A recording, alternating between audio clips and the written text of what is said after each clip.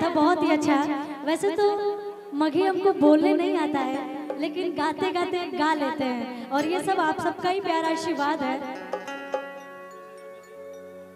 कि अरे जयमी तो जो हमारा काम नहीं है, आ तोरा नियन मान हमारा काम नहीं है।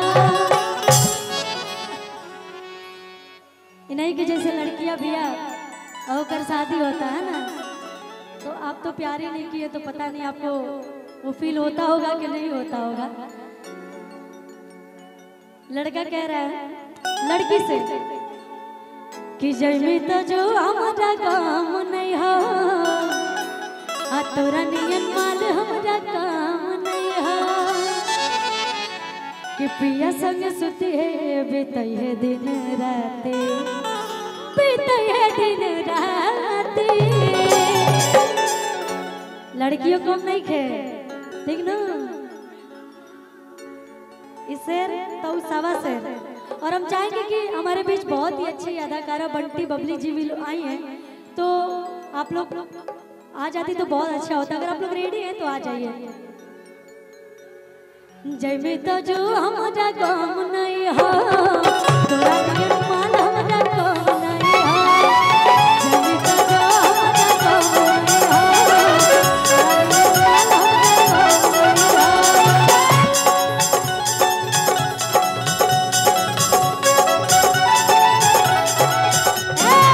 जयमी तो जो हमारा काम नहीं हो, तोरा नियन माल हमारा काम नहीं हो, पिया संग सुतिए बीतई है दिन रात, बीतई है दिन रात। अच्छा बंटी जी और बबली जी आपका गाना जाएगा, रोक लीजिएगा भैया। बहुत खूबसूरत है आप दोनों लोग। और वैसे तो यहाँ पे जितने लोग हैं सब लोग आपको जानते हैं, लेकिन मैं चाहती हूँ कि आप लोग अपने मुंह से थोड़ा सा इंट्रोडक्शन दे दीजिए अपना। क्या नाम है आपका?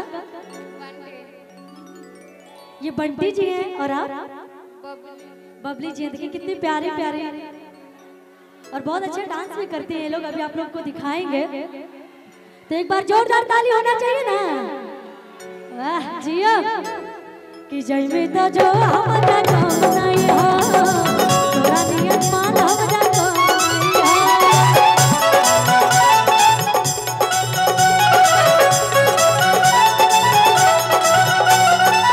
जयमी तो जो हमारा काम नहीं हो, तोरा नियन माल हमारा काम नहीं हो,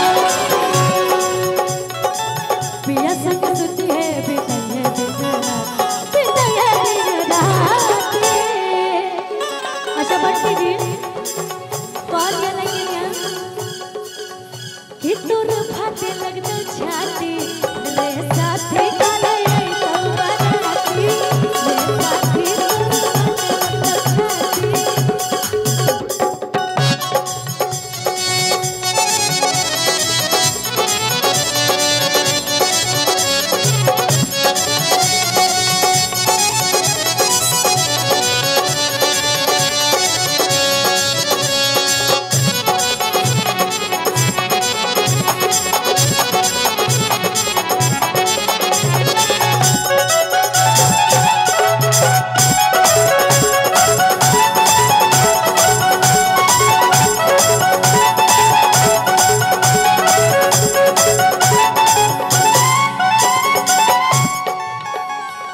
कहता कैसे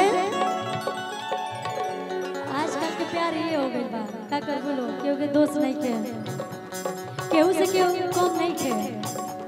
लड़का कहता दिलवा के ही न हम कम जोर रे, गिर तो नहीं को बूंदा या से लोर रे।